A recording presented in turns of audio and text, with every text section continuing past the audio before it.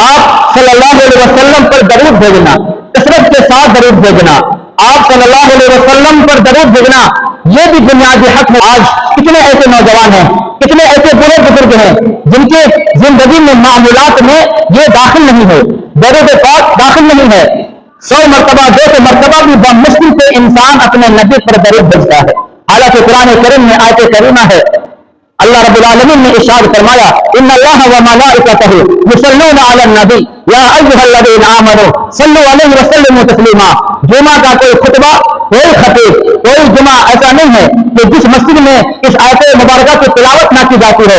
ارے خطبے میں اس آیت کی تلاوت کا مقصد کیا ہے؟ کیوں تلاوت کی جاتی ہے ہر خطبے میں، ہر مسجد میں؟ ہر خطیب کیوں کہتا ہے، کیوں اس آیت کو دہراتا ہے؟ اس لیے کہ تاکہ اپنے زندگی میں، اپنے معمولات میں درود پاک کا اہتمام ہونا چاہیے۔